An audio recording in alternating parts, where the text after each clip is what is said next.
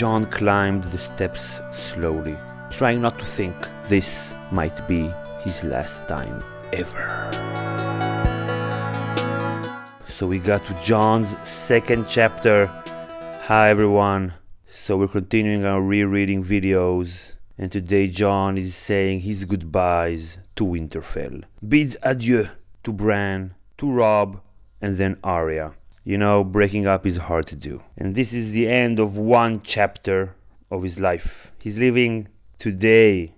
And the first thing that drew my attention was something that probably a lot of readers noticed immediately. Jon is afraid. He's afraid. At first, we assume, okay, obviously he's afraid. He's going to the wall. There are monsters there, and it's very cold, and it's the end of the world.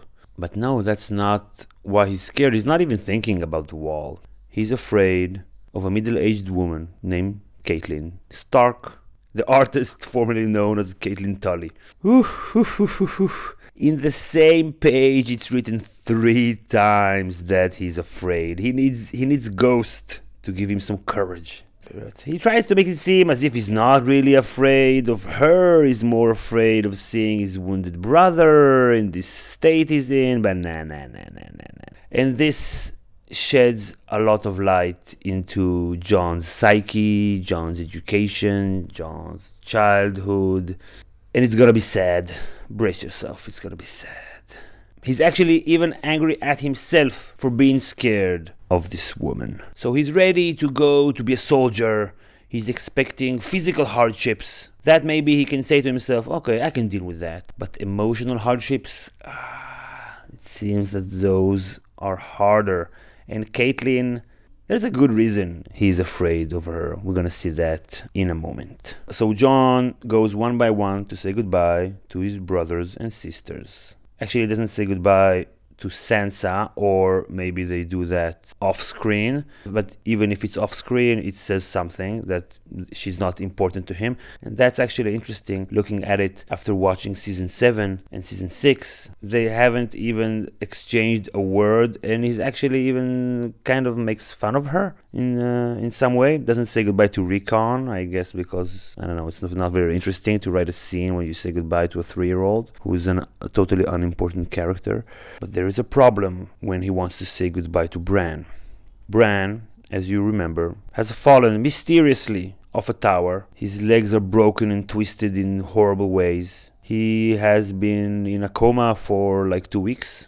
And his mom, Catelyn Stark, has been there every single minute of every single day. She even brought like a portable toilet into the room, so she doesn't have to leave it for any reason. She eats there, she shits there, she sleeps like on a mattress on the floor. She's super worried. She hasn't left Bran's side for a moment. So this is why Jon is afraid of going to say goodbye to Bran. He hasn't been to see Bran since the fall because he's afraid. Have I mentioned that Jon is afraid? And of course, Catelyn doesn't disappoint. And the moment he wants to enter the room, she says, "We don't want you here. We don't want you here."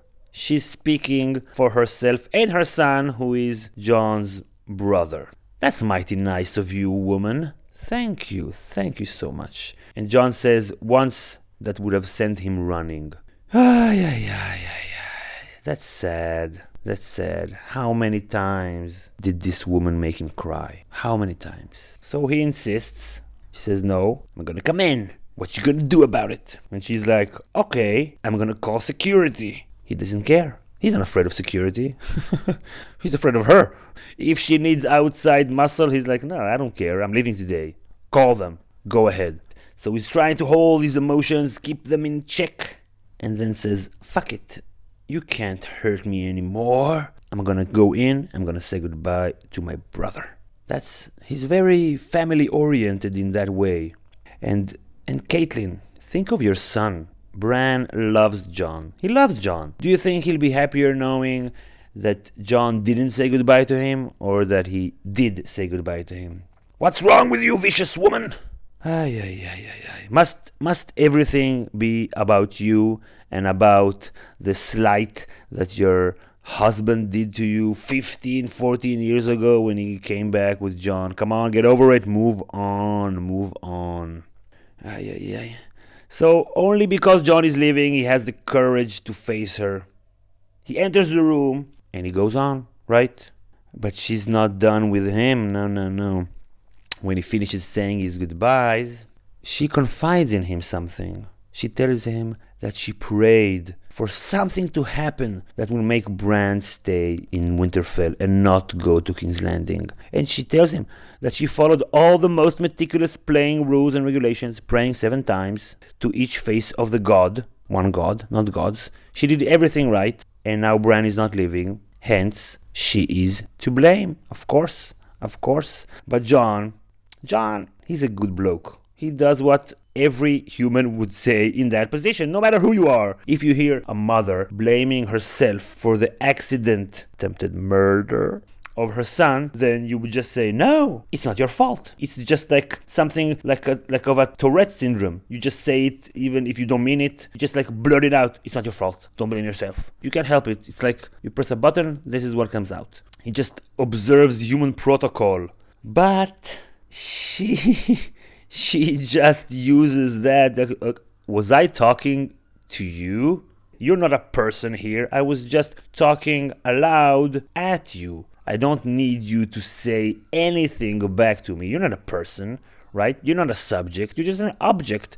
You're just there. Just take it. And then not only that, he has the gall to console her, right? Not only is he responding, he's also being nice about it. What a piece of shit. Can't you see that she hates you and she wants to keep hating you? You want to be nice to her? So she just spits. I don't need your absolution, bastard. Lovely woman. Maybe we should say that we shouldn't judge her because her son is in a coma. Whatever. Right. So the reason that she says that to him, obviously she has been thinking about it for 2 weeks. She had been praying for Bran to stay somehow. And now he's staying, but because of a tragedy. So obviously she's replaying all that she did and she's saying to herself, it's my fault. And now there's someone in the room who is not really a person in her eyes. So finally she can say it out loud, not just to the walls and not just in her brain. And there'll be someone there who will just like be there. She doesn't have to look at him or anything. So maybe it's more comfortable to confide in him. And for her, he doesn't do his part well when he actually talks back, which is obviously horrible on his part. And you know about Jon being nice, it's like Ned. Ned is such a good guy. You want to hate him, but you can't because he's so nice. So that makes you feel guilty for hating him, and that makes you hate him even more. So I think that's how she feels about Jon. Yeah, bastard, at least have the decency to act like a bastard and not like an upstanding member of society. Damn you! And Jon, when she calls him a bastard after he tries to console her, I'm thinking that must have hurt. Of course, she called him bastard probably 1,000,000 times. But when you're being nice to someone, it's like you're opening up and then you're opening up yourself for attack. So when she calls him a bastard, he has no defenses, no emotional defenses ready. So that must have stung a little bit more than usual. At first, when she says, we don't want you here, she's trying to hurt him, right? Bran doesn't want you here. You're not part of this family. Who are you? Why are you here? Do I know you, please? Sir, excuse me? No. This is a private room. And it's not just the room. This is a private residence. She wants him to feel uncomfortable, unwelcome, unwanted in his own home. That's a hard job to maintain, and she works really hard at it, so it seems, even when she has other stuff to do. So we can cut her some slack because her son is sick and all that. But from Jon's inner thoughts, it seems that that's just the way she is all the time to him. So after she calls him a bastard and tells him she doesn't need his absolution, he's like, okay, I've said my goodbyes. I'm gonna go. Turns around and goes away. But she's not done with him. No. Now she feels bad about being such an asshole and making him feel so bad, and that makes her feel more bad, and now she wants to hurt him so much.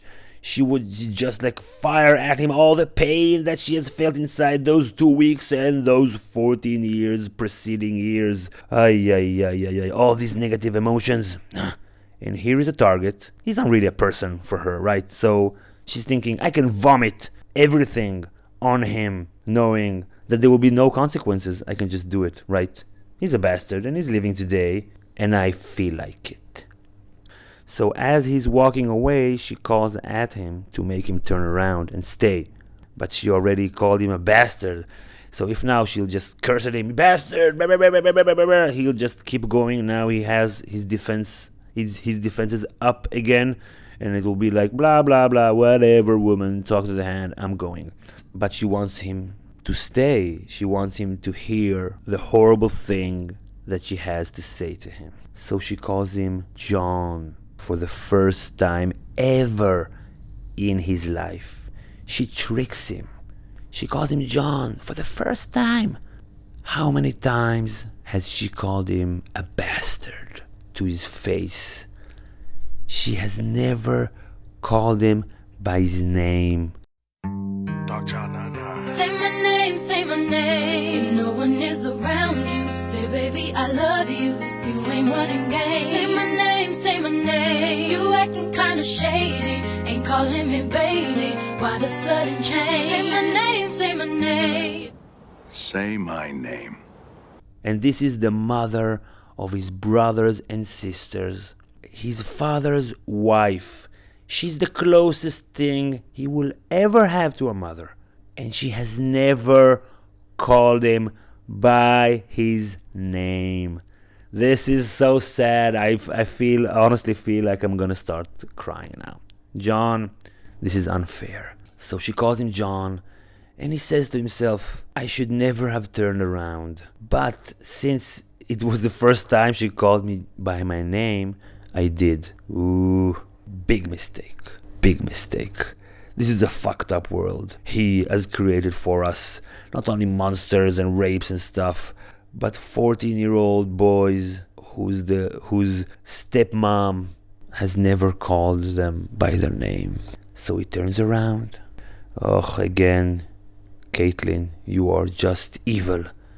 You know what, Catelyn? I really hope something really bad happens to you later in life. I'm gonna pray 7 times to each face of the god, and you will see. Something will happen. I pray. And then if it happens, I say, no, it was my fault. So as he's turning around, she just tells him, it should have been you. Oh, meaning, I want you dead. Why are you still alive? Why are you still alive? Please die. And then it's all out. She vomited on him. He took it. And now she can cry like she never cried before. Just let everything out. This again shows us that he's not really a person. He's just like there to take it. And that's it. She doesn't even see him anymore. But let's go back a little bit to the beginning of the scene and talk about Bran before Jon leaves the room. So Bran, of course, he looks horrible. And he describes him with all kinds of tree-related metaphors. His bones are like sticks. He looks like a leaf, as if the first strong wind would carry him off to his grave. His hand looks like a claw, and his fingers like bones of birds. And another interesting thing about Bran is that his eyes are open, yet he sees nothing. This is actually kind of similar to what was written about Ned. But here, knowing what we know, it's kind of ironic. Eyes open, not seeing anything, when we know that he will later see everything. Since he's in a coma with his eyes open, things must be going on in his head, right? We haven't reached yet Bran's 3rd chapter where we see his dreams and stuff like that. But we can safely assume that he's communicating in some way with the three-eyed crow. So it seems that he's resting. No, he's working. The three-eyed crow is sending him messages. This is who you are. This is what you do. Look, here is a dream. You're not falling, you're flying. And then when he wakes up, he's different. And that's actually what Jon says. This is not the Bran he remembered. The Bran we remembered for 2 episodes, 2 chapters. That's it. Gone. So then Robb. Jon mentions that Robb seems to have grown of late, right? There's like a vacuum of power. His father is leaving. His mother is spending all her waking hours and sleeping hours and shitting hours with her son, with her comatose son. So Robb just had to grow. This is the way it is. Life is hard. He's only 14 years old, but his childhood is over. Summer is over. Winter is coming. I was kind of amused by the exchange between Jon and Robb. First of all, Jon tells him, "You Starks are hard to kill. Jon, if you'll stick around a few more books, I think you'll realize that they're not that hard to kill, at least some of them." And so he said, "You Starks, goodbye Stark, farewell Snow." That's how like they talk to each other. I'm like, ouch. Like the political hierarchy is not even in the subtext. It's like, imagine you're talking to a rich friend, and instead of like sidestepping the fact that he or she are rich and you are, well, not, so you don't talk about money, but you just say, "Hey, poor, what's up, rich? How are you doing, poor?" Because this is what it is. Like Snow, that means bastard. So when he tells him farewell Snow, he's basically telling him farewell person without a mother and who has been born illegitimately and you have no rights. And he says farewell Stark, the heir to the throne of Winterfell. What the fuck? This is some twisted shit. Come on, can you just call him Robb and Jon? This is like internalized oppression. An interesting thing here is that Robb, he sees that Jon is a little bit sad because of the exchange that he had with Catelyn. He almost cried, he wanted to cry, he felt horrible. And Robb notices that, so that tells us something about the relationship. And then he asks him, "Did my mother?" And Jon is like, no, she was very,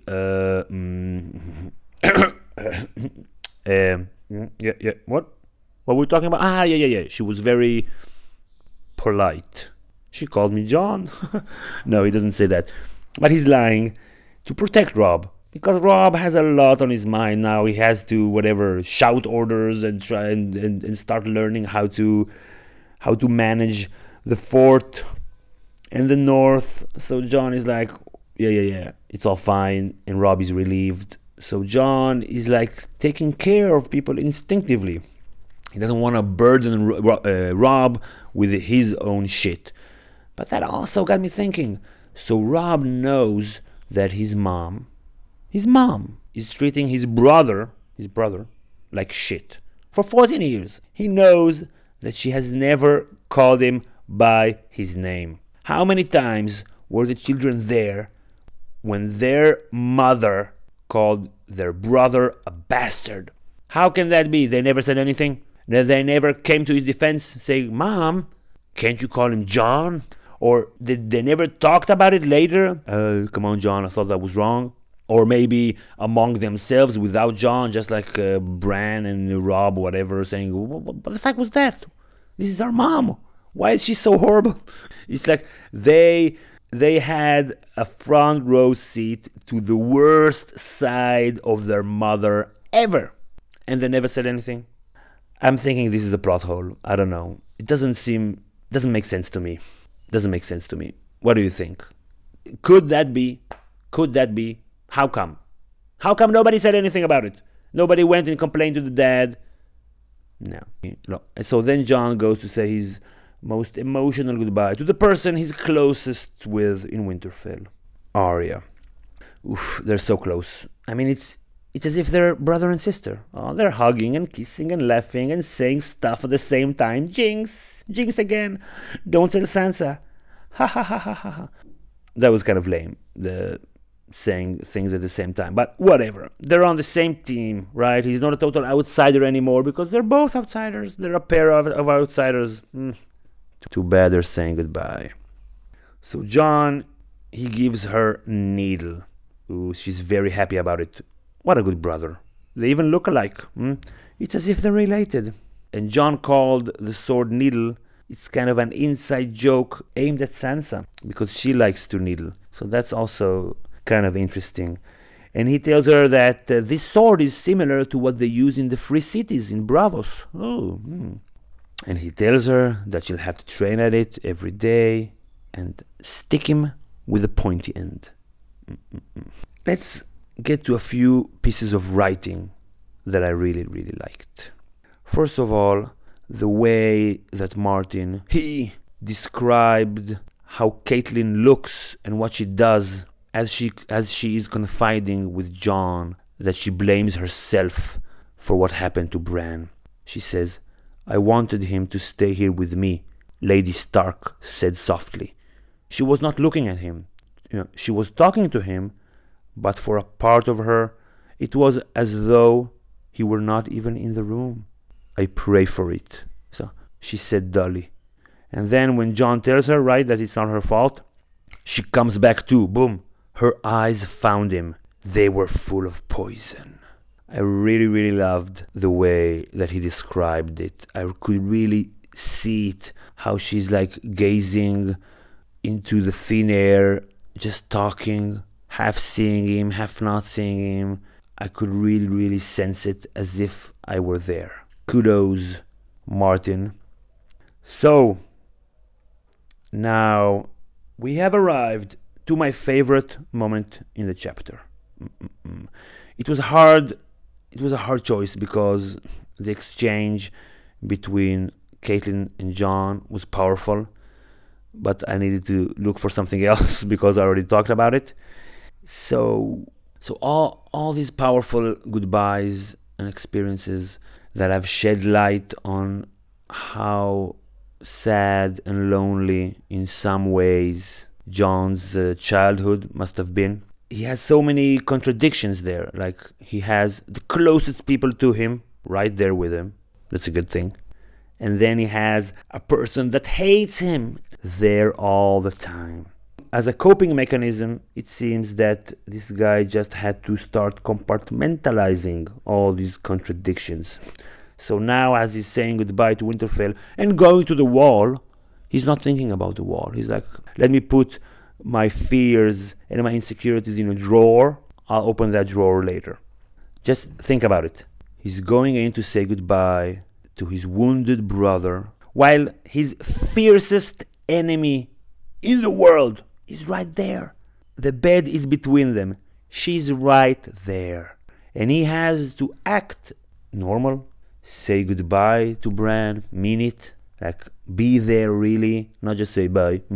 And she's there. You have to be able to compartmentalize all kinds of stuff to be able to pull that off. I don't know if I would be able to keep my cool if I was 14 and my stepmom was there. I don't know. And again, when he's talking to Robb and Robb is asking him if his mom treated him okay, he can put it in the drawer again and say, yeah. She was fine. Yeah. But when he's with Arya, there he's 100% there. He's not thinking about anything. He's just happy. They're hugging and all that. And then it says, the memory of Arya's laughter warmed him on the long ride north. You know what? Scratch that. I have another part of the chapter that is my favorite. So of course we know this story is being told through point of views. Each chapter, a different character's point of view. So now we have Jon's point of view as he's interacting with Catelyn while she's so distraught and she hates him regardless. And we already got 2 chapters from Catelyn's point of view, so we could see even though she was being manipulative and maybe kind of selfish with Ned, in that she wants to get her way no matter what, but still we get to see her rationale. And there's something that you can call point of view bias. Whatever the story you are reading or watching or whatever, we are biased towards the person who tells the story, through whose eyes we see and experience the story. So now when we see this interaction through Jon's eyes, we can't see what Catelyn is thinking. And we forget that we ever empathized with her when it was her point of view, right? Now we're like all in with Jon, and Catelyn looks distant and monstrous and horrible. And this is very interesting, because had we read this exchange through her point of view, of course we would still say, what the fuck are you doing? This is not right. But we could empathize more with her and see her point of view and why she was doing it, and maybe she was conflicted as she was doing it, maybe she felt bad. So this play on point of views, I think this chapter is a fine example of how this story layers the characters. Catelyn, she's not a bad guy in this story. She's one of the good guys, right? She's part of the Starks, and we start in with the Starks. But when we read about her from someone else's point of view, she's monstrous. The next time we're gonna read from her point of view, we're gonna dive in, jump into the water, and feel like we're with her. And kudos again for Martin for pulling that off.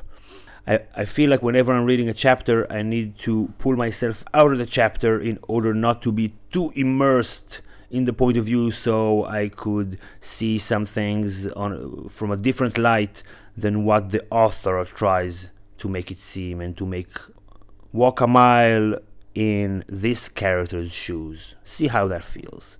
So we are done with Jon 2. Next up is Daenerys 2. So subscribe to get them all. Like if you enjoyed this video. I want to thank our patrons for supporting the work behind the channel. Without you, it wouldn't be possible. If you want to check out our Patreon page, it's on patreon.com/GOT Academy. Thank you, everybody. I'll see you all next time. Bye-bye. Say my name. No one is around you. Say, baby, I love you. You ain't running game. Say my name. You acting kinda shady. Ain't calling me baby. Why the sun?